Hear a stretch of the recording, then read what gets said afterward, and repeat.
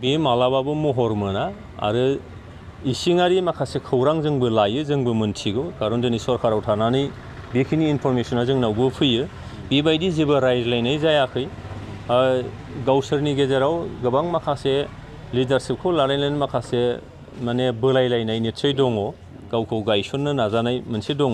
बेखायनो सोरबाया माबा मोनसे बुंग्रोनानै लायोब्ला बिथांमोननि गोनांथिया इम्परटेन्सआ बारा फैगोन नामा बे खारनावनो हयथ' बिथाङा बुंदों आरो दिनैहाय भारत सरकारा खालामनाय नैबे सुक्ति बे ओनसोला 6 शेड्युल ओनसोल दा बे 6 शेड्युल ओनसोलखौ बबेबा मोनसेजों दाजाबहरनाय बे मालाबाबो जानो हाया आरो जों बादा होलायनांगौनि बाथ्रा नङा आसाम सरकारा मालाय दलरै थागोन नामा जे गुबुन मोनसे स्टेटनि गेजेरजों बेखौ दाजाबहरनायनि खोथा बे मालाबाबो जाथाव नङा बेखायनो रावबो बिनि सायाव जोंहा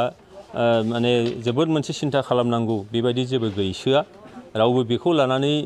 जोङो माने मालाबाबो इमोसन जानो नाङा इमोसन जानायनि जेबो बाथ्रा गैया आरो बेबायदि जेबो सोलियाखै जोंनि मोनथिनायाव आंनि मोनथिनायाव बेखायनो बियो हयथ' गावखौ माबा मोनसे गायसननो नाजादों समाजाव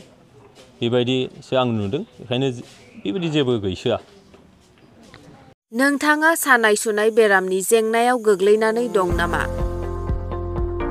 गावनि देहानि सायाव सानाय सुनायखौ लानानै दुखुआव दं नामा नोंथाङा सानाय सुनाय दंब्ला जिंगा दासि जुदि दं नोंथाङा गोख्रैनो सुलाद लादो गोजोनथाव खौरां SI निउर'थेरापि सेन्टार बेयाव नोंथाङा गोरलैयैनो सानाय सुनायखौ फाहामनो हागोन सिं सानाय आफादावदै सानाय मोदोम जरा सानाय आइजोफोरनि जेंना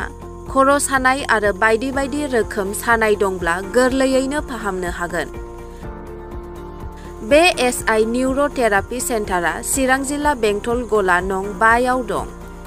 फै बिदिब्ला मोनथिनो थाखाय जानबुं नम्बराव कल खालामनि जानबुं नम्बर 7620160459 आरो बे नम्बराव कल थाङाखैब्ला 9476977956 आव गोख्रैनो सुलाद लादो